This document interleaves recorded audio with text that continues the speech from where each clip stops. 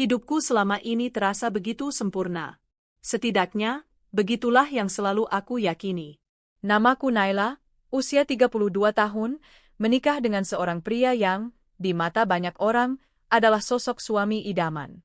Namanya Arga, 4 tahun lebih tua dariku. Kami menikah 5 tahun lalu, dan sejak awal dia selalu tampil sebagai suami yang penuh perhatian, penyayang, dan bisa diandalkan. Banyak orang berkata aku sangat beruntung mendapatkannya. Tak hanya karena wajahnya yang tampan dan karismatik, tapi juga karena sikapnya yang begitu sopan dan hormat kepada orang tuaku. Orang tuaku sendiri sering berkata, kamu harus benar-benar bersyukur punya suami seperti Arga. Dia itu menantu yang baik, Nay. Orang sepertinya langka. Aku percaya. Aku sangat percaya. Bagaimana tidak? Selama 5 tahun pernikahan, Arga tak pernah sekalipun meninggikan suara kepadaku. Dia selalu sabar, selalu mendengarkan keluhanku, bahkan kerap mengalah meski jelas-jelas aku yang salah. Kalau aku sakit, dialah yang paling sibuk menyiapkan obat, memasak bubur, bahkan memijat kakiku. Rasanya, sulit menemukan cacat dari dirinya. Lebih dari itu, dia juga punya pekerjaan yang mapan. Arga adalah seorang manajer di perusahaan ekspor besar milik keluarga temannya. Karirnya berkembang pesat, dan aku selalu bangga menyebutnya suamiku ketika kami hadir di acara keluarga maupun pertemuan bisnis. Dengan semua kebaikan dan kesempurnaan itu, aku benar-benar percaya pada Arga. Mungkin bahkan terlalu percaya. Setiap pagi, Arga selalu punya kebiasaan membangunkanku dengan secangkir teh hangat. Dia tahu aku tidak suka kopi, jadi dia akan membuatkan teh melati dengan sedikit madu. Hal kecil, tapi konsisten. Kalau aku sedang malas memasak, dia tidak pernah protes. Dia malah akan membawaku keluar makan malam atau memesankan makanan favoritku. Kadang-kadang dia bahkan menemaniku berbelanja, meski aku tahu betul dia bukan tipe pria yang suka menghabiskan waktu di mal. Kepada orang tuaku pun, sikapnya tidak kalah manis. Ia rajin menjenguk mereka, bahkan tanpa aku harus mengingatkan. Ayahku yang sudah sepuh sering berkata, andai dulu aku punya menantu laki-laki seperti Arga lebih cepat, mungkin aku tak akan pernah khawatir soal anak-anakku. Mendengar itu, aku semakin yakin Arga memang hadiah terindah dalam hidupku. Namun, semua keyakinanku mulai runtuh pada suatu malam. Malam yang seharusnya biasa saja, tapi menjadi awal dari retaknya pandanganku tentang pernikahan ini. Hari itu aku merasa lelah. Siang harinya aku menghadiri rapat keluarga besar mengenai bisnis orang tuaku, sebuah perusahaan properti yang kini mulai banyak kurus. Malamnya, aku hanya ingin cepat-cepat berbaring. Arga seperti biasa bersikap manis. Dia mengajakku makan malam di luar, tapi aku menolak karena terlalu letih. Akhirnya dia membelikanku makanan favorit, sup iga bening. Kami makan bersama, bercakap-cakap hangat, lalu menonton film sebentar sebelum dia pamit mandi. Aku masih duduk di sofa ruang keluarga saat itu, memainkan ponselku sambil sesekali menguap. Di meja, ponsel Arga bergetar. Layarnya menyala, memperlihatkan notifikasi WhatsApp. Awalnya aku sama sekali tidak berniat melihat. Aku percaya penuh pada Arga, jadi selama ini aku tidak pernah peduli pada isi ponselnya.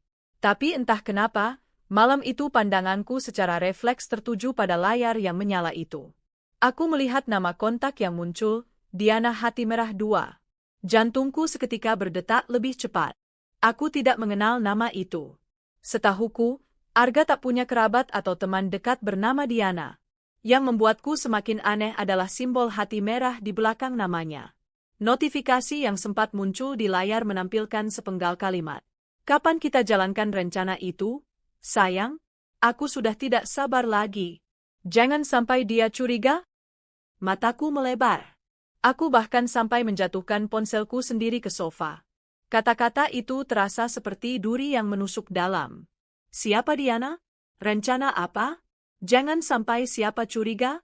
Aku menahan napas, berusaha menenangkan diri. Jangan berpikir macam-macam dulu, Naila. Mungkin itu rekan kerja, mungkin itu candaan, pikirku. Tapi simbol hati merah itu? Dan kata, sayang? Tidak. Ini jelas bukan sekadar hubungan profesional. Ketika Arga keluar dari kamar mandi dengan rambut basah dan senyum hangat, aku berusaha menormalkan wajahku. Dia duduk di sampingku, lalu meraih tanganku. Kamu kelihatan capek sekali, sayang. Besok jangan terlalu diforsir, ya, katanya lembut. Aku tersenyum kecil, pura-pura tidak ada yang salah. Iya, aku cuma butuh tidur. Arga lalu meraih ponselnya yang tadi bergetar. Aku sempat melirik sekilas, berharap bisa melihat reaksi wajahnya ketika membuka pesan itu. Tapi dia tidak menampakkan apa-apa. Hanya wajah serius sebentar, lalu ia menyimpan ponsel kembali di saku celana. Disitulah hatiku semakin curiga. Jika itu hanya pesan biasa, kenapa dia menyembunyikannya? Aku ingin bertanya saat itu juga. Tapi logika menahanku. Kalau aku bertanya sekarang, dia bisa menyangkal, bisa menghapus bukti, atau bahkan bisa lebih berhati-hati. Aku tidak akan mendapat apa-apa selain jawaban samar. Aku memutuskan diam. Tapi sejak detik itu, hatiku tidak bisa tenang lagi. Beberapa hari berikutnya, aku mulai memperhatikan gerak-gerik Arga. Dia tetap manis, tetap perhatian, bahkan lebih manis dari biasanya. Tapi justru itu membuatku makin curiga. Apakah semua kebaikan itu hanya topeng? Kadang aku melihat dia sibuk mengetik di ponselnya, lalu buru-buru menyimpannya ketika aku mendekat. Kadang dia keluar rumah dengan alasan rapat mendadak, padahal biasanya dia selalu mengajakku. Aku mencoba menepis semua prasangka buruk. Tapi setiap kali aku mengingat notifikasi itu, kata-kata, jangan sampai dia curiga, terus terngiang di telingaku. Siapa dia yang dimaksud? Apakah aku? Rasanya seperti ada batu besar yang menekan dadaku. Suatu malam, aku memberanikan diri untuk mencoba membuka ponselnya. Aku tahu ini salah, melanggar privasi. Tapi bagaimana aku bisa tenang jika tidak tahu kebenaran? Arga sudah tertidur pulas di sampingku dengan dengkuran halus yang biasanya menenangkan. Aku meraih ponselnya pelan-pelan, berusaha agar tidak menimbulkan suara. Terkunci. Tentu saja. Aku mencoba menebak passwordnya. Tanggal lahirku? Salah. Tanggal lahirnya? Salah. Tanggal pernikahan kami? Juga salah. Tanganku mulai gemetar. Aku takut dia terbangun. Akhirnya aku meletakkan kembali ponsel itu, lalu kembali pura-pura tidur. Tapi malam itu aku tidak bisa memejamkan mata sama sekali. Ada dorongan kuat dalam diriku untuk mencari tahu. Sesuatu di dalam hatiku berkata bahwa pesan itu bukan sekadar obrolan biasa. Ada sesuatu yang jauh lebih serius. Sesuatu yang bisa menghancurkan hidupku jika aku tidak segera menyadarinya. Hari-hari setelah itu dipenuhi kecurigaan dan kegelisahan. Setiap senyum Arga kini terasa berbeda di mataku. Apakah itu tulus, atau hanya kamuflase untuk menutupi sesuatu yang busuk? Aku tidak punya jawaban. Yang aku tahu, aku harus menemukan kebenarannya. Bagaimanapun caranya. Dan aku tidak tahu bahwa perjalanan mencari kebenaran itu akan menyingkap hal-hal yang jauh lebih gelap daripada sekadar perselingkuhan. Sebuah rencana jahat. Sebuah pengkhianatan yang bahkan tak pernah terlintas dalam mimpiku sekalipun. Malam itu, saat pertama kali aku melihat notifikasi mencurigakan di layar ponsel suamiku, adalah awal dari mimpi buruk panjang yang akan mengubah hidupku selamanya. Malam itu aku kembali terjaga hingga larut. Di sampingku, Arga tidur pulas dengan dengkuran halusnya, sama seperti malam-malam sebelumnya. Tapi entah mengapa, aku tidak bisa memejamkan mata. Pikiranku berputar-putar, mengingat kembali notifikasi WhatsApp yang kulihat beberapa hari lalu. Nama itu, Diana Hati Merah 2. Dan kalimat yang menghantui benakku, kapan kita jalankan rencana itu, sayang? Jangan sampai dia curiga.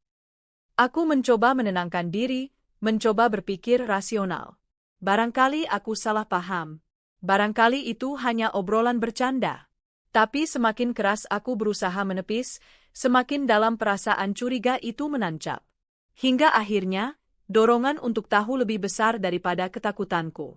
Aku menoleh ke arah Arga.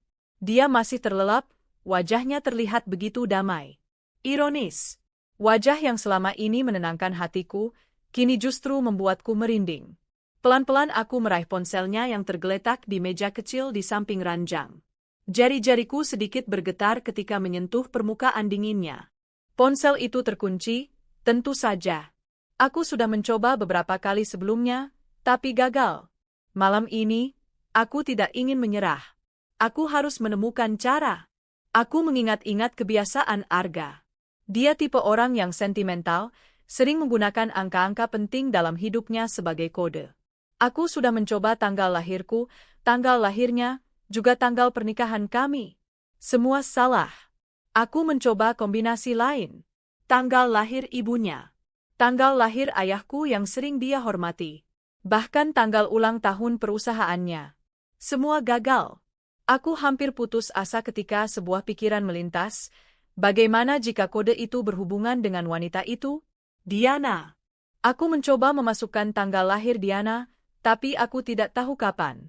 Aku hanya pernah mendengar sepintas nama itu saat Arga menyebut rekan kerja barunya. Tapi aku tidak ingat jelas. Aku menggigit bibir, berpikir keras. Lalu aku sadar, Arga pernah berkata tentang proyek besar yang selesai bulan April lalu, dan dia menyebut nama, Bu Diana, saat bercerita. Aku nekat mencoba, 0404. Klik. Layar terbuka.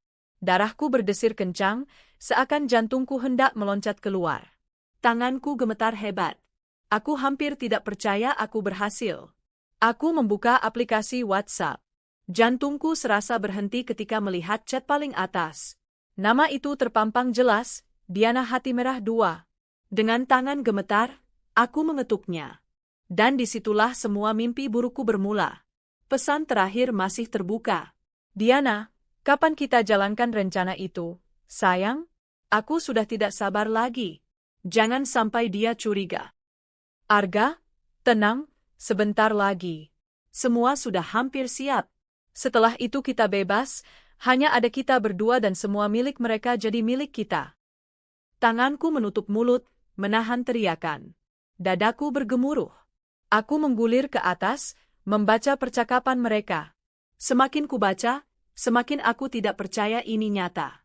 Awalnya chat itu dipenuhi kata-kata mesra, panggilan sayang, rayuan, janji-janji manis.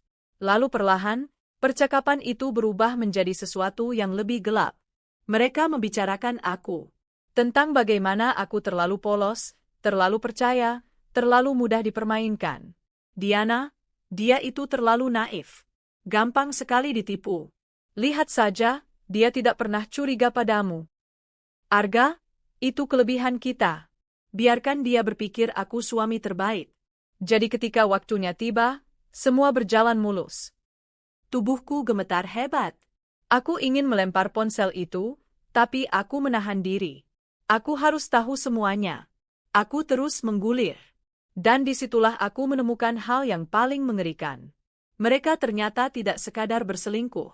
Mereka merencanakan untuk menyingkirkanku. Ada percakapan tentang warisan orang tuaku. Tentang harta keluarga. Tentang bagaimana aku adalah penghalang terbesar bagi mereka untuk hidup mewah tanpa batas. Diana, kalau dia masih hidup, kita tidak akan bisa menguasai apapun. Orang tuanya terlalu percaya sama dia. Arga, aku tahu. Karena itu kita harus membuatnya hilang. Tapi jangan sampai ada yang curiga. Semua orang harus mengira dia kecelakaan atau menghilang tanpa jejak. Diana, bagus. Setelah itu, kamu akan jadi ahli waris tunggal. Kita bisa buat surat warisan palsu. Aku punya kenalan notaris yang bisa diatur. Arga, sempurna. Begitu warisan jatuh ke tanganku, semua jadi milik kita. Mataku membelalak, napasku tersengal. Aku hampir tidak bisa bernapas membaca kalimat itu. Ini bukan sekadar perselingkuhan. Ini adalah rencana pembunuhan. Suamiku, pria yang selama ini kupercaya sepenuh hati, yang kupikir mencintaiku tanpa syarat, ternyata berniat membunuhku. Aku terus menggulir, meski perutku terasa mual. Ada lebih banyak bukti. Foto-foto mesra mereka berdua, berpelukan di hotel. Rencana jadwal pertemuan rahasia. Screenshot rancangan dokumen surat warisan yang isinya menyatakan bahwa seluruh aset keluarga diserahkan pada Arga, seolah-olah dibuat atas keinginanku. Aku menggigil, merasakan hawa dingin menelusup hingga tulang. Tanganku kaku memegang ponsel. Aku tidak ingin percaya. Aku berharap semua ini hanya mimpi buruk yang akan hilang begitu aku bangun. Tapi sayangnya, ini nyata. Arga, Suamiku yang selama ini terlihat begitu sempurna, ternyata adalah iblis yang menyamar sebagai malaikat.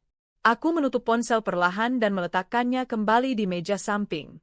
Napasku terengah, keringat dingin membasahi pelipisku. Aku menoleh pada Arga yang masih tidur lelap. Wajahnya tampak begitu damai, seolah tidak menyimpan dosa. Disitulah aku merasakan sesuatu yang aneh, bukan hanya marah atau sedih, tapi juga takut. Aku sedang tidur di samping seorang pria yang berniat membunuhku. Aku menutup mata rapat-rapat, berusaha menahan tangis. Malam itu aku sadar satu hal, aku tidak boleh gegabah.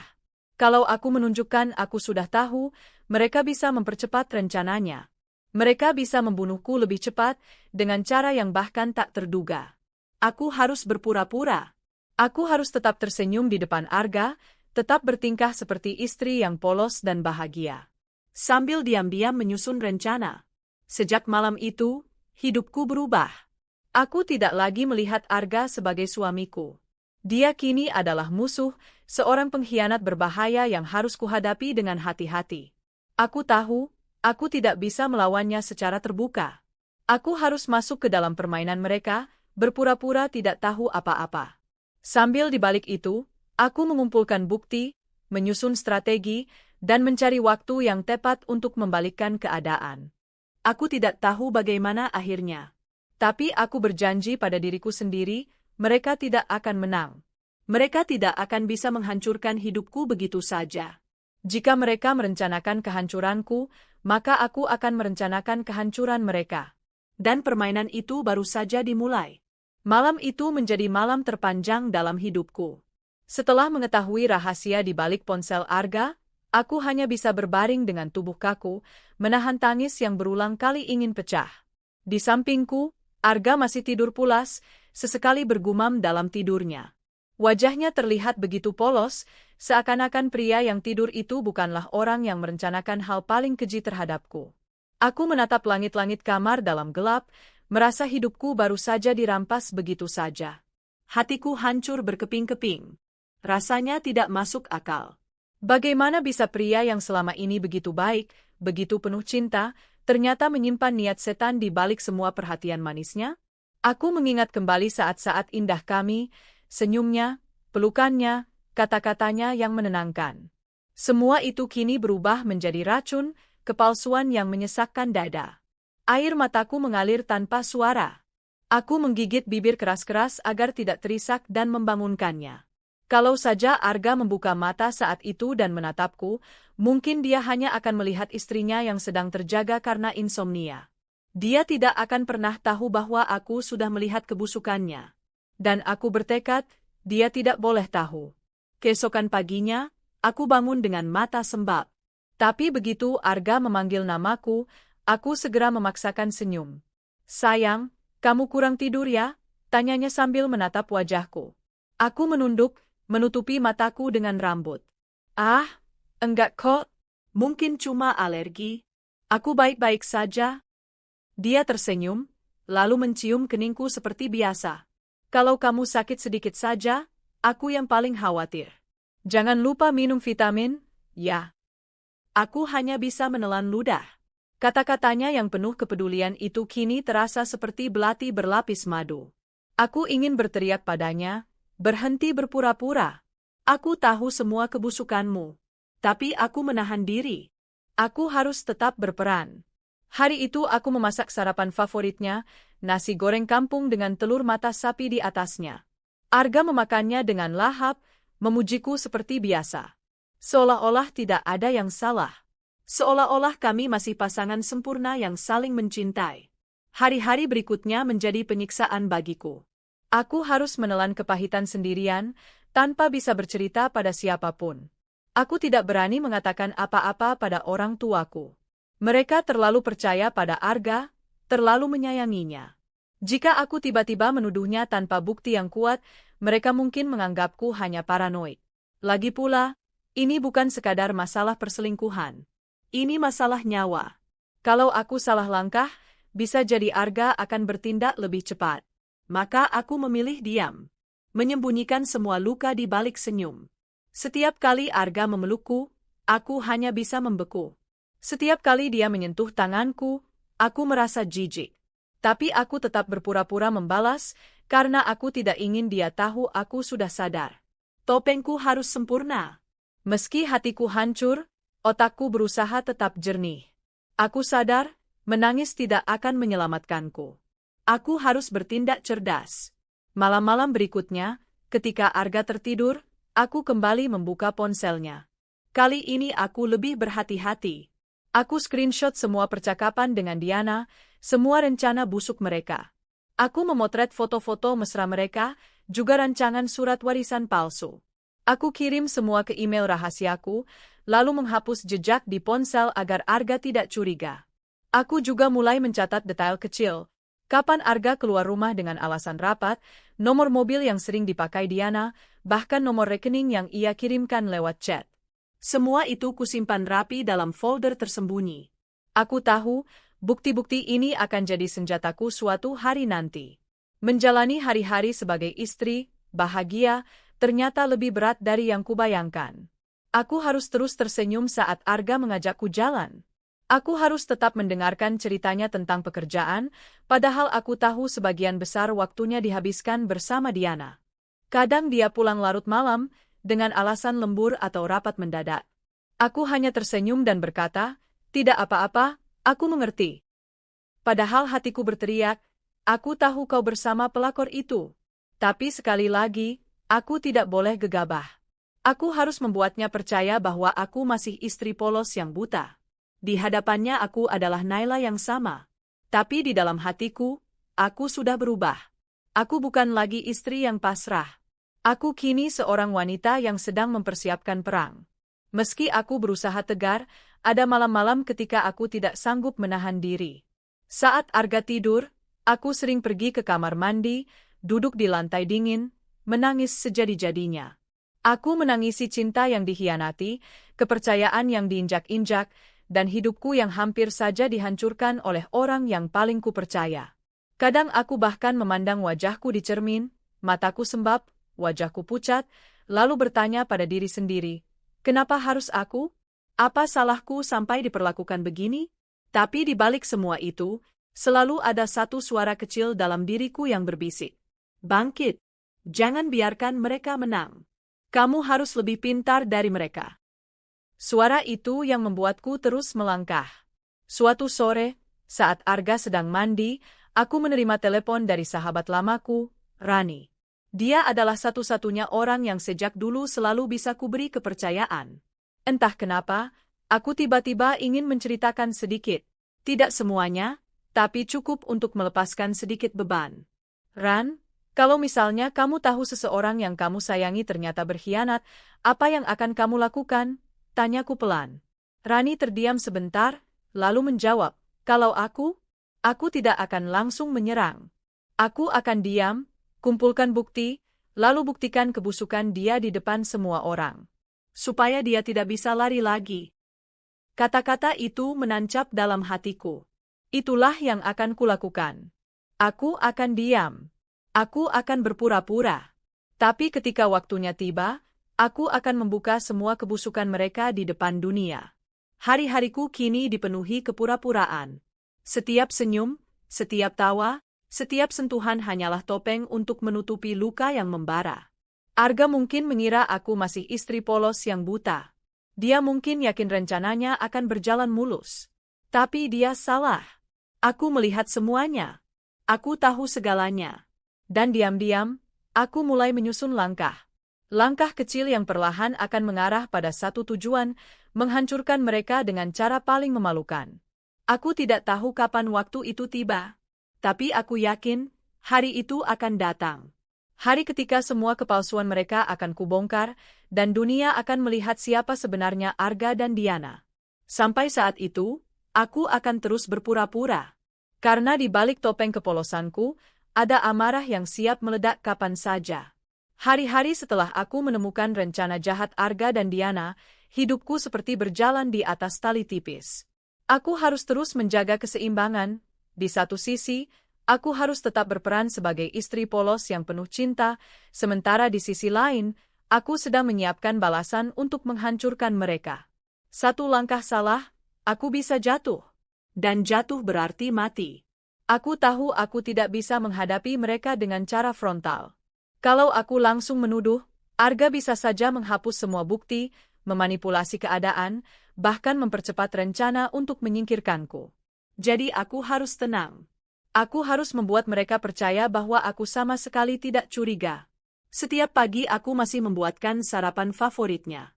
Aku masih menemaninya tertawa menonton acara TV. Aku masih menemaninya ke acara keluarga, tersenyum, dan bergandengan tangan seperti pasangan bahagia. Tapi di balik senyum itu, aku sedang bekerja. Menyusun langkah-langkah yang perlahan akan mengarah pada kehancuran mereka. Hal pertama yang kulakukan adalah mencari tahu siapa sebenarnya Diana. Aku tahu dia bukan sekadar rekan kerja biasa. Dari pesan-pesan yang kubaca, jelas dia wanita yang ambisius, licik, dan berani melakukan apa saja demi uang. Aku mulai mengumpulkan informasi. Aku meminta tolong pada Rani, sahabatku, yang bekerja sebagai jurnalis investigasi.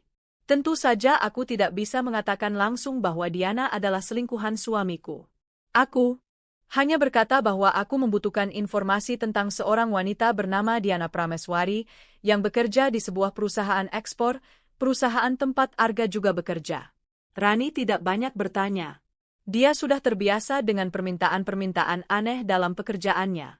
Seminggu kemudian, dia memberiku sebuah berkas. Dia ini bukan orang sembarangan, Nay, kata Rani sambil menyerahkan map coklat itu. Aku membukanya dengan tangan bergetar. Di dalamnya ada foto-foto Diana, profil singkat, bahkan catatan tentang reputasinya. Dari situ aku tahu, Diana adalah wanita berusia 29 tahun, lajang, dan dikenal sebagai sosok yang ambisius dalam karir. Banyak gosip mengatakan dia sering menggunakan pesona dan kecantikannya untuk mendapatkan apa yang diinginkan. Lebih mengejutkan lagi, ada catatan bahwa Diana pernah terlibat dalam kasus manipulasi laporan keuangan di perusahaan lamanya. Tapi kasus itu ditutup tanpa bukti yang cukup. Aku menghela napas panjang.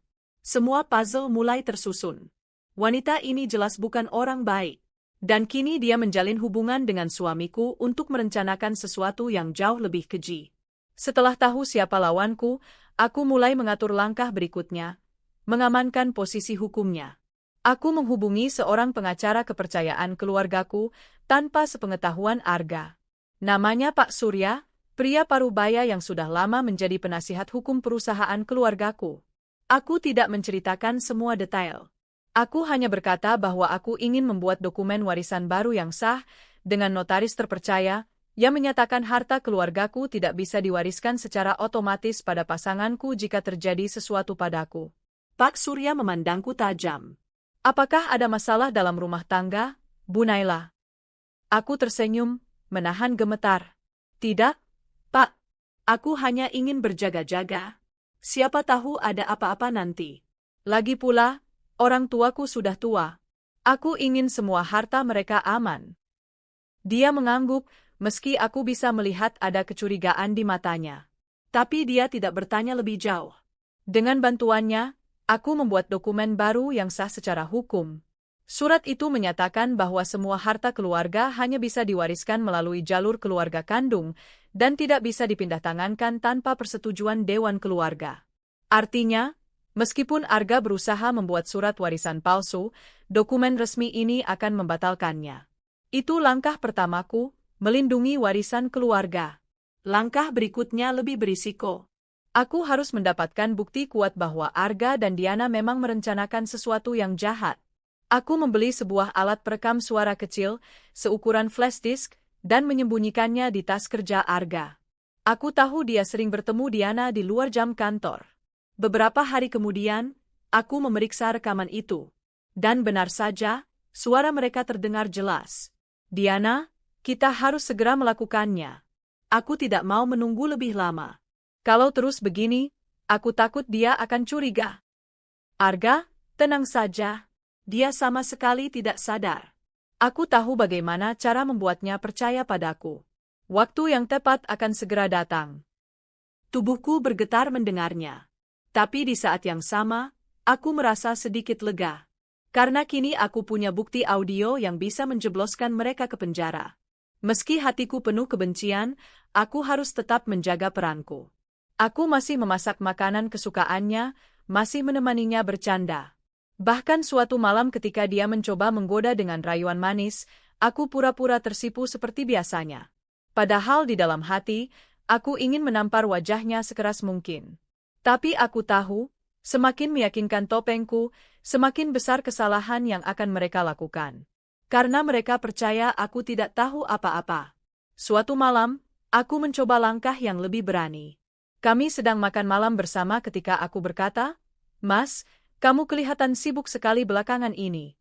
Ada proyek besar ya?" Arga menatapku sebentar, lalu tersenyum. "Iya, sayang. Ada kerja sama penting yang butuh banyak perhatian.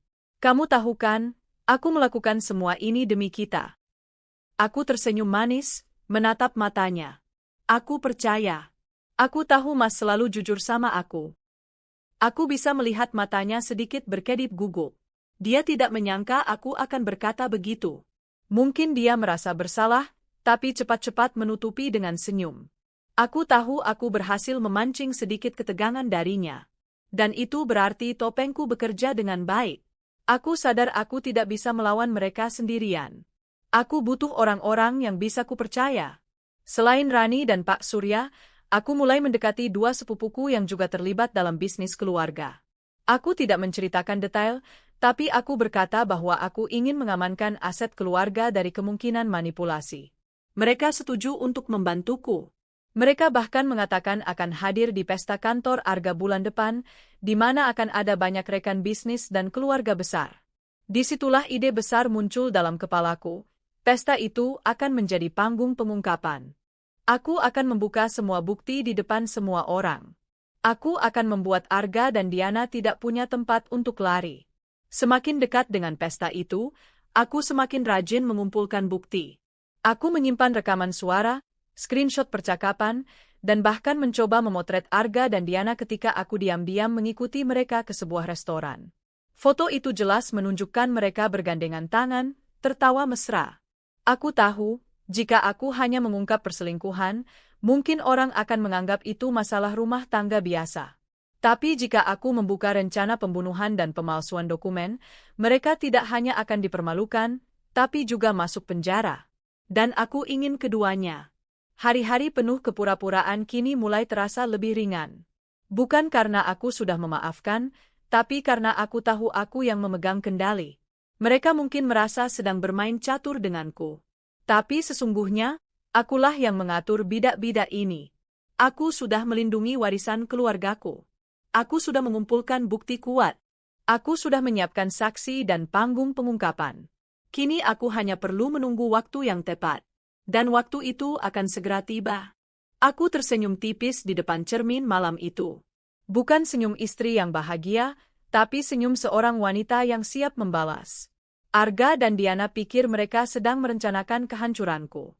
Tapi yang sebenarnya terjadi adalah, aku sedang merencanakan kehancuran mereka. Dan aku berjanji, saat hari itu tiba, mereka akan menyesal pernah meremehkanku. Hari itu datang lebih cepat dari yang kuduga. Aku bisa merasakan dari sikap Arga, gerak-geriknya semakin aneh, semakin mencurigakan. Dia lebih sering keluar rumah dengan alasan, meeting mendadak, pulangnya larut malam, dan selalu membawa ponselnya kemanapun, bahkan ke kamar mandi. Aku pura-pura tidak peduli. Aku bahkan sempat bertanya manja, "Mas, kok akhir-akhir ini sibuk sekali? Aku jadi kangen, loh." Dia hanya tersenyum, mengecup keningku, lalu berjanji, "Sabar ya, sayang. Semua ini untuk kita. Nanti kamu akan mengerti." Aku tersenyum, tapi dalam hati aku berkata, "Ya, aku akan mengerti bagaimana kamu dan wanita itu mencoba menyingkirkanku." Malam itu, aku sengaja berpura-pura tidur lebih cepat. Dari balik kelopak mataku yang setengah terbuka, aku melihat Arga duduk di ruang kerja dengan wajah serius, mengetik sesuatu di laptopnya. Sesekali dia membuka ponselnya, lalu menatap layar dengan ekspresi puas. Aku tahu, saat itu dia sedang mengatur langkah eksekusi. Beberapa hari berikutnya, aku melihat tanda-tanda lain. Dia mulai menanyakan jadwal aktivitasku, detail kemana aku akan pergi, jam berapa pulang, siapa yang menjemputku. Aku tahu itu bukan bentuk perhatian.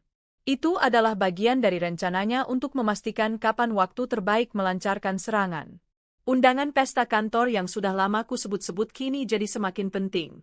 Itu adalah acara besar perusahaan, dihadiri kolega bisnis, keluarga karyawan, bahkan media. Dan aku tahu, Arga dan Diana sudah menargetkan momen itu. Dari rekaman yang kupunya, aku mendengar Diana berkata, "Pesta itu kesempatan emas. Semua orang sibuk, tak ada yang memperhatikan detail. Kalau Naila hilang setelah itu, semua akan mengira dia pulang sendiri atau pergi dengan keluarganya." Suara Arga menjawab, "Benar. Setelah itu, aku akan urus surat warisan. Semua akan beres. Tak ada yang akan mencurigai." Mendengar itu pertama kali, tubuhku sempat lemas. Tapi kemudian, aku sadar, pesta itu juga akan jadi senjata terbalik bagi mereka. Aku sengaja mulai memberi Arga rasa aman.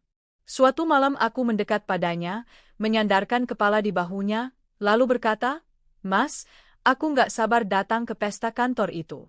Pasti meriah ya? Aku mau pakai gaun baru." Dia menatapku, sedikit kaget, lalu tersenyum lega. "Iya, sayang.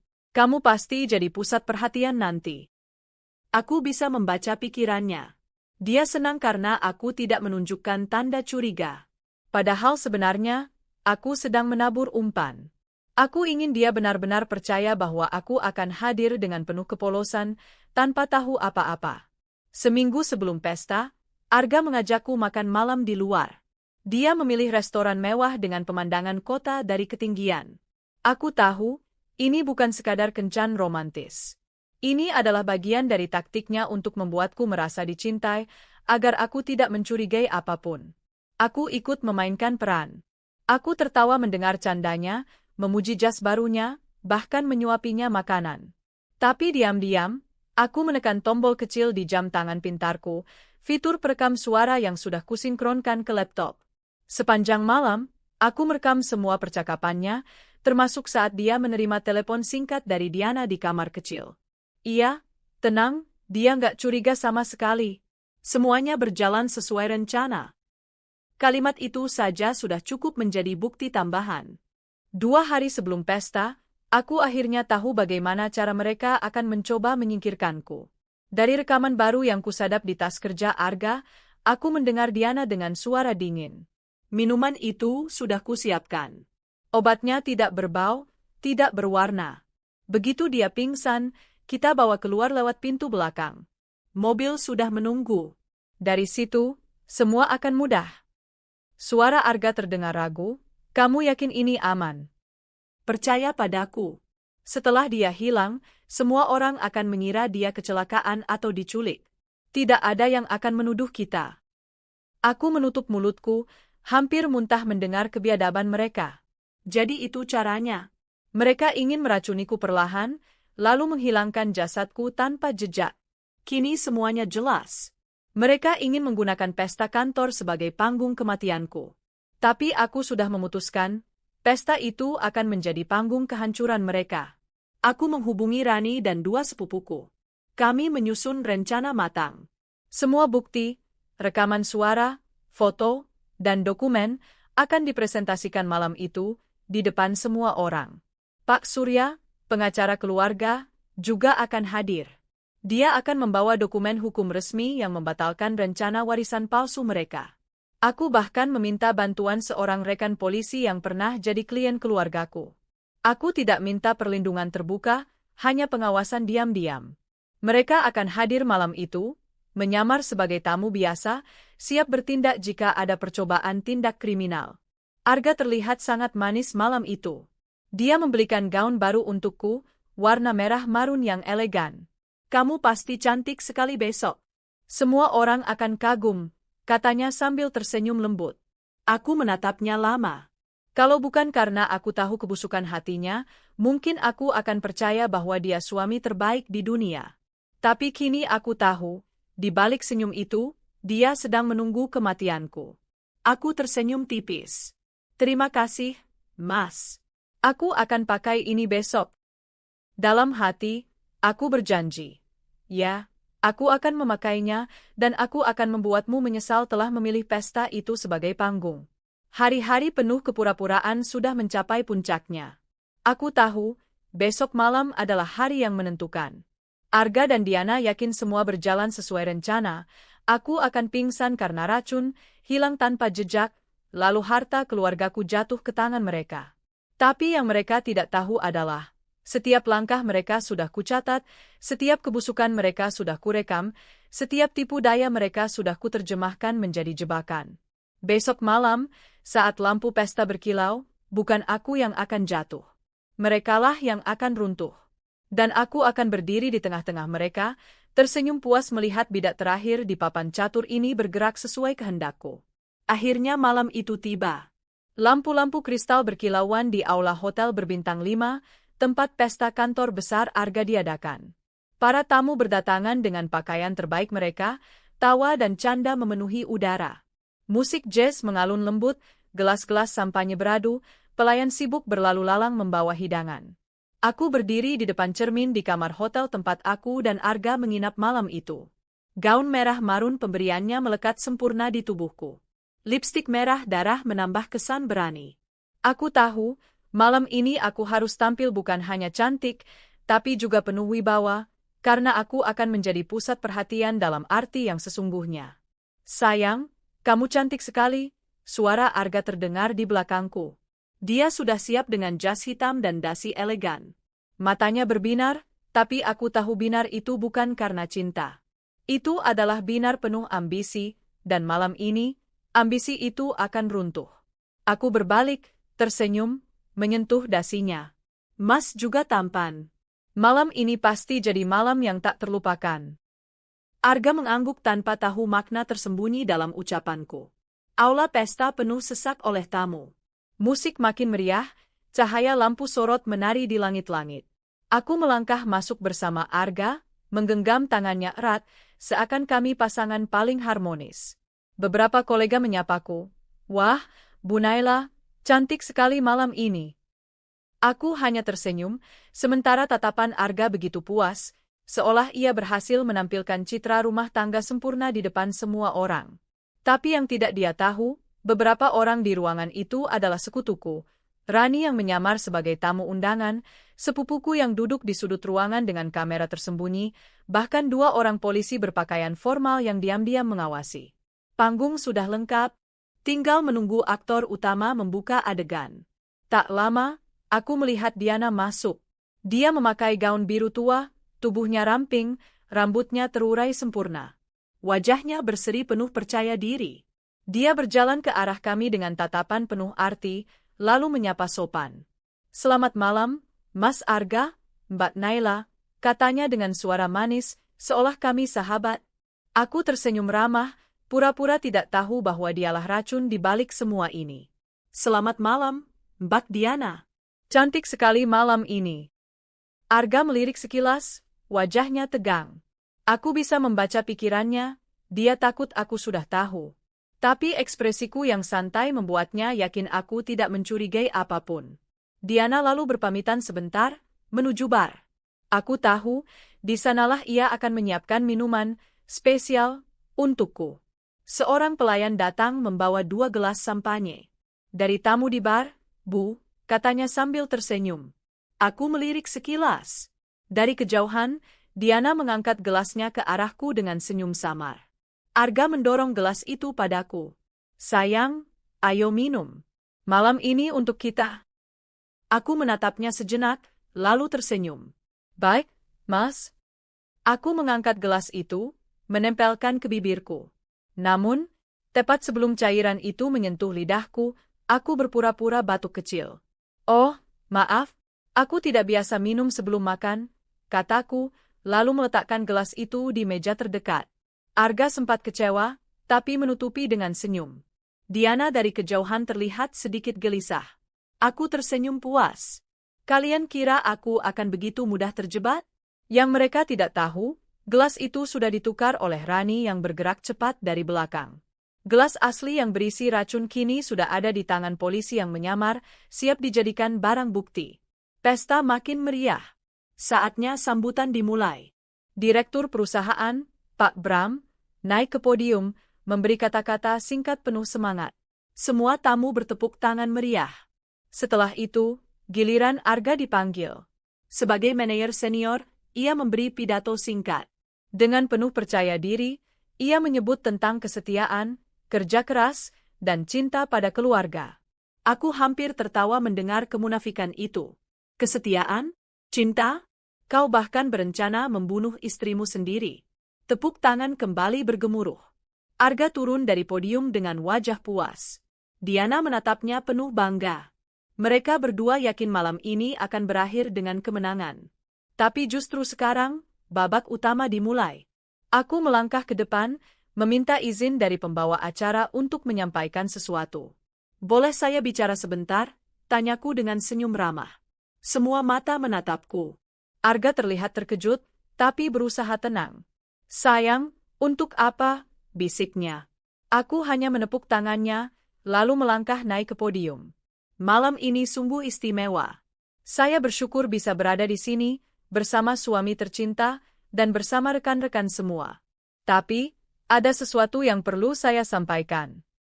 Ruangan seketika hening. Semua menunggu. Aku menatap Arga sekilas, lalu mulai berbicara. Selama ini, saya selalu percaya pada kesetiaan dan cinta. Tapi ternyata, ada kebenaran lain yang tersembunyi. Malam ini, saya ingin membuka semuanya, agar tidak ada lagi kebohongan. Suara bisik-bisik mulai terdengar di antara tamu. Arga pucat, Diana gelisah. Aku memberi isyarat. Sepupuku di sudut ruangan segera menyalakan proyektor yang sudah dipersiapkan. Di layar besar, muncul tangkapan layar percakapan WhatsApp antara Arga dan Diana. Kata-kata mereka terpampang jelas. Kita harus menyingkirkannya, sayang. Setelah dia hilang, semua warisan akan jadi milikmu. Suasana ruangan berubah riuh. Tamu-tamu terkejut, beberapa menutup mulutnya. Arga berdiri panik. Itu tidak benar. Itu fitnah. Aku menatapnya dingin. Fitnah? Lalu bagaimana dengan ini? Sepupuku memutar rekaman suara yang berhasil kurekam. Suara Diana terdengar jelas. Minuman itu sudah kusiapkan. Obatnya tidak berbau, tidak berwarna. Begitu dia pingsan, kita bawa keluar lewat pintu belakang. Disusul suara Arga, kamu yakin ini aman? Ruangan seketika hening. Tidak ada yang bisa menyangkal keaslian suara itu. Semua orang menatap Arga dan Diana dengan jijik. Aku memberi isyarat lagi. Polisi yang menyamar maju ke depan dengan membawa gelas sampanye yang tadi kutolak. Minuman ini telah kami amankan. Hasil tes awal menunjukkan adanya zat berbahaya yang dapat menyebabkan kehilangan kesadaran. Kami akan buktikan lebih lanjut di laboratorium. Sorakan kaget terdengar. Kini, semua mata tertuju pada Arga dan Diana. Arga terdiam, wajahnya pucat pasi. Diana mulai menangis, mencoba membela diri. Itu tidak benar. Itu semua jebakan. Naila memfitnah kami. Aku berjalan turun dari podium, menatap mereka dengan senyum dingin. Jebakan? Ya. Tapi jebakan yang kubuat karena kalian lebih dulu merencanakan kejahatan terhadapku. Kalian ingin menyingkirkanku, menguasai harta keluargaku. Tapi lihatlah, semua kebusukan kalian kini terbuka di depan semua orang. Orang tuaku yang duduk di meja depan tampak shock, ibuku menangis tertahan, ayahku mengepalkan tangan marah. Keluarga Arga yang hadir pun terdiam, malu tak tahu harus berkata apa.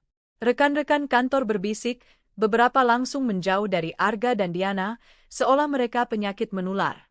Pak Bram, direktur perusahaan, berdiri dengan wajah merah padam. Arga, Diana, apa yang kalian lakukan ini benar-benar memalukan. Perusahaan kami tidak pernah punya tempat bagi pengkhianat seperti kalian. Polisi segera maju, membacakan hak mereka. Arga Pratama dan Diana Kusuma, kalian ditangkap atas tuduhan percobaan pembunuhan berencana, konspirasi kriminal, serta pemalsuan dokumen warisan. Tangan mereka diborgol di depan semua orang. Diana menjerit histeris, Arga, lakukan sesuatu. Jangan biarkan aku dipenjara. Arga hanya terdiam, wajahnya kosong. Semua rencananya hancur seketika. Aku berdiri tegak, menyaksikan mereka digiring keluar ruangan. Tidak ada lagi topeng cinta, tidak ada lagi kepura-puraan. Hanya kebusukan yang tersingkap. Setelah mereka dibawa pergi, suasana pesta berubah muram. Tapi banyak tamu yang mendatangiku, memberi dukungan. Naila, kamu luar biasa berani. Kami tidak pernah menyangka Arga seperti itu. Aku tersenyum lemah, mengucapkan terima kasih. Hati kecilku masih bergetar, tapi ada kepuasan mendalam. Malam itu, aku bukan hanya berhasil menyelamatkan diriku sendiri, tapi juga mengungkap wajah asli orang yang selama ini berpura-pura mencintaiku. Pesta yang mereka rencanakan sebagai panggung kematianku justru menjadi panggung kehancuran mereka. Setelah pesta malam itu, hidupku berubah total. Berita tentang penangkapan Arga dan Diana tersebar cepat di media. Semua portal berita online menulis judul heboh. Manajer perusahaan ternama dan rekan kerja ditangkap atas tuduhan percobaan pembunuhan dan pemalsuan warisan. Wajah Arga dan Diana terpampang di layar televisi, disertai foto-foto mereka digiring polisi keluar dari hotel. Nama mereka tercoreng, reputasi hancur dalam sekejap. Sementara aku, yang dulu hanya dikenal sebagai istri yang setia, kini dipandang sebagai perempuan kuat yang berani melawan.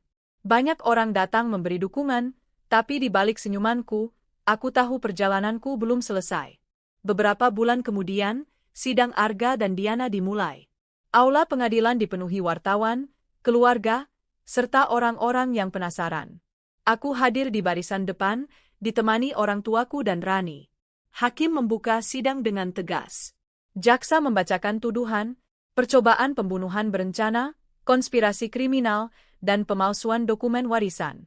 Semua bukti yang kukumpulkan, chat, rekaman suara, hingga gelas beracun, dijadikan barang bukti resmi. Arga berdiri di kursi terdakwa dengan wajah muram. Jas hitamnya tak lagi memberi wibawa, hanya menambah kesan kosong. Diana duduk di sampingnya, wajahnya pucat, mata sembab karena menangis. Jaksa memanggilku sebagai saksi. Aku berdiri, menatap keduanya dengan tenang. Apakah benar Anda istri sah dari terdakwa Arga Pratama? Tanya hakim. Benar, Yang Mulia. Dan apakah benar Anda menemukan bukti bahwa terdakwa merencanakan pembunuhan terhadap Anda? Benar. Saya melihat langsung isi percakapan, mendengar rekaman suara, dan hampir menjadi korban malam itu. Suara dalam ruang sidang bergemuruh. Arga menunduk, tak sanggup menatapku. Diana mencoba memotong, itu tidak benar. Semua itu direkayasa Naila. Aku tersenyum dingin. Kalau direkayasa, apakah Mbak Diana bisa menjelaskan kenapa suaranya jelas terdengar di rekaman? Wajahnya memerah, bibirnya bergetar, tapi tak ada jawaban. Hari-hari sidang berikutnya berjalan panjang. Saksi-saksi dihadirkan, termasuk polisi yang melakukan tes racun pada gelas sampanye. Semua bukti semakin menjerat mereka. Arga beberapa kali mencoba membela diri. Saya dipaksa. Itu semua ide Diana. Saya hanya korban, katanya dengan suara bergetar. Tapi jaksa balik bertanya, kalau Anda korban, mengapa dalam percakapan WhatsApp Anda justru memberi ide tentang surat warisan palsu? Mengapa suara Anda jelas terdengar setuju dengan rencana minuman beracun itu? Arga terdiam, wajahnya memucat. Saat melihatnya di kursi terdakwa, aku merasakan perasaan campur aduk. Lelaki yang dulu kupanggil suami, kini hanyalah sosok asing. Dulu aku mencintainya, mempercayainya, bahkan membanggakannya di depan orang tuaku. Kini, yang tersisa hanyalah rasa jijik dan iba. Akhirnya, setelah sidang panjang, tibalah hari vonis. Hakim membacakan keputusan dengan suara lantang. Terdakwa Arga Pratama dan Diana Kusuma dinyatakan bersalah melakukan percobaan pembunuhan berencana, konspirasi kriminal, dan pemalsuan dokumen. Dengan ini, keduanya dijatuhi hukuman 20 tahun penjara. Suasana ruang sidang tegang. Beberapa orang bersorak kecil, ada yang terkejut. Diana langsung menangis histeris. Tidak, saya tidak bersalah. Arga, katakan sesuatu. Tapi Arga hanya terdiam, wajahnya kosong. Air matanya jatuh, entah karena menyesal atau karena sadar hidupnya hancur. Aku menutup mata, menarik napas panjang. Akhirnya, keadilan ditegakkan. Meski mereka sudah dipenjara, bukan berarti aku langsung lega. Luka di hatiku masih terasa. Setiap malam, bayangan pengkhianatan itu muncul. Bagaimana mungkin lelaki yang begitu manis, yang selalu memelukku dengan kata-kata cinta, ternyata tega merencanakan kematianku? Ibuku sering menemaniku tidur. Sabar ya, Nak. Kau sudah kuat sekali. Tidak semua orang bisa melalui ini. Aku hanya tersenyum tipis. Aku mencoba, Bu. Tapi rasanya seperti mimpi buruk yang panjang. Rani, sahabatku, selalu berusaha menghiburku. Yang penting kamu selamat. Lihat, sekarang kamu punya kesempatan untuk hidup lebih baik, tanpa bayangan orang brengsek itu. Aku tahu dia benar. Tapi bagian hatiku masih sulit menerima kenyataan bahwa cinta yang kubangun selama bertahun-tahun ternyata palsu. Suatu hari, aku menerima surat dari penjara. Dari Arga. Tanganku bergetar saat membuka amplop itu. Tulisan tangannya masih sama, tapi isinya berbeda. Naila, maafkan aku. Aku hancur. Aku tidak tahu kenapa bisa sejauh itu. Awalnya aku hanya terjebak rayuan Diana, tapi lama-lama aku buta oleh ambisi. Aku menyesal, Naila. Setiap hari di penjara, aku hanya teringat wajahmu, senyummu, kebaikanmu. Aku sadar, aku sudah kehilangan hal paling berharga dalam hidupku, dirimu. Kalau kau tidak bisa memaafkan, aku mengerti. Aku hanya berharap suatu hari kau bisa melupakanku, hidup bahagia, dan jangan biarkan aku menghantuimu. Aku menutup surat itu dengan tangan gemetar. Air mata jatuh.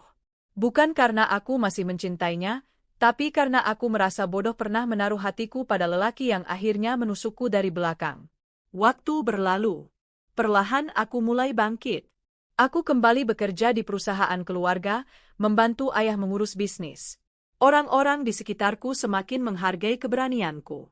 Aku juga mulai mengikuti kegiatan sosial, mendirikan yayasan untuk membantu perempuan korban kekerasan rumah tangga. Aku tidak ingin ada yang mengalami hal serupa denganku, merasa terjebak dalam cinta palsu yang penuh bahaya. Rani sering menemaniku dalam kegiatan itu. Dia berkata, "Kamu benar-benar berubah, Nay. Dari korban, sekarang jadi penyelamat." Aku tersenyum. Mungkin ini cara Tuhan menunjukkan tujuan hidupku. Kabar dari penjara menyebutkan bahwa Diana tidak kuat menjalani hukumannya. Dia sering sakit-sakitan, rambutnya rontok, wajahnya jauh berbeda dari dulu yang angkuh dan cantik. Banyak narapidana lain membencinya karena sikap sombongnya. Dia jadi bahan ejekan, hidupnya sengsara. Kadang aku merasa kasihan, tapi lalu kuingat semua rencananya untuk menghapus keberadaanku. Rasa kasihan itu hilang. Dia menerima akibat dari apa yang sudah dia tanam. Arga di penjara kabarnya lebih tenang. Dia jarang bicara, lebih banyak diam, menulis buku harian, dan beberapa kali mencoba bunuh diri tapi gagal.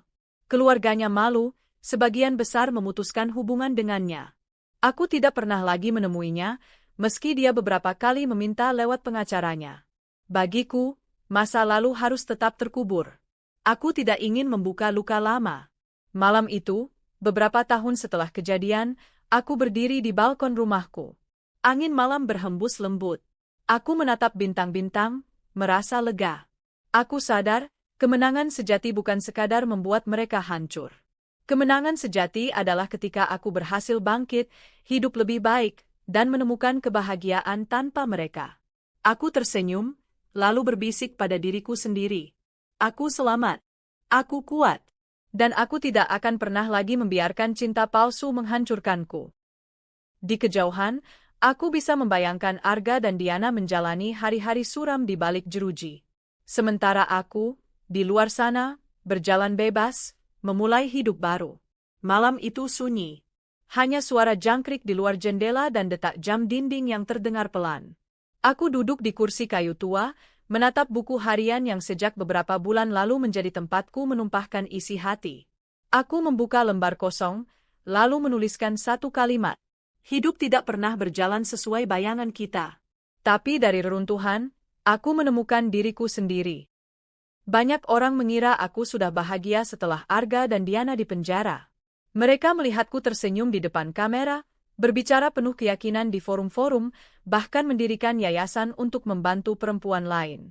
Tapi sedikit yang tahu, luka itu masih ada. Luka pengkhianatan tidak berdarah, tapi meninggalkan jejak yang sulit hilang. Setiap kali aku melihat pasangan berjalan berdua sambil tertawa, ada bagian kecil di dalam hatiku yang bertanya, apakah mereka sungguh saling mencintai, ataukah salah satunya menyimpan pisau di balik punggung? Aku belajar bahwa kepercayaan adalah hal paling rapuh dalam sebuah hubungan. Sekali dihancurkan, sulit untuk dibangun kembali.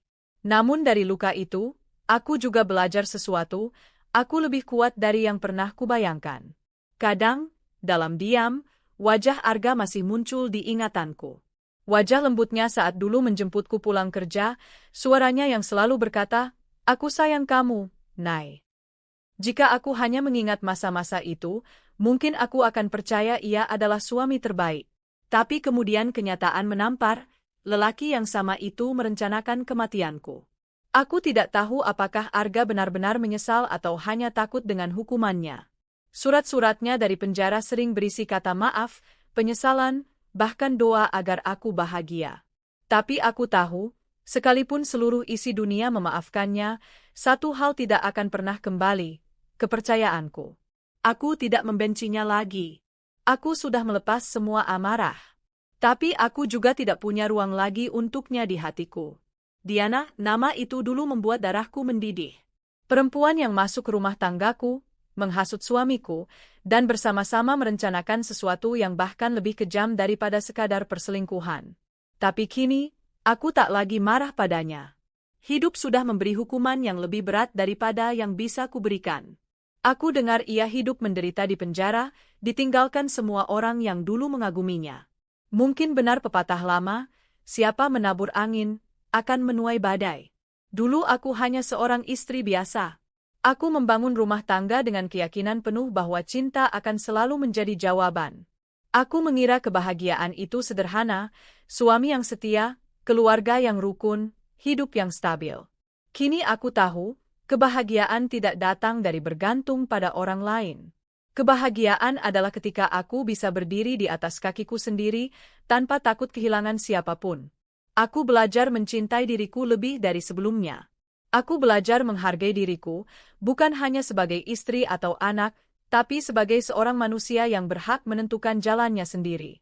Orang tuaku adalah alasan aku masih bisa bertahan. Jika bukan karena cinta mereka, mungkin aku sudah runtuh sejak awal.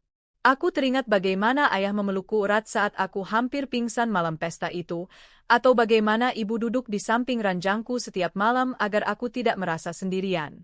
Dulu aku sering mengira bahwa aku kuat karena ada Arga di sisiku. Ternyata aku salah. Aku kuat karena ada keluarga yang selalu mendukungku tanpa syarat. Aku berjanji pada diriku sendiri, tidak peduli seberapa besar badai yang akan datang, aku tidak akan pernah melupakan siapa yang benar-benar tulus mencintaiku.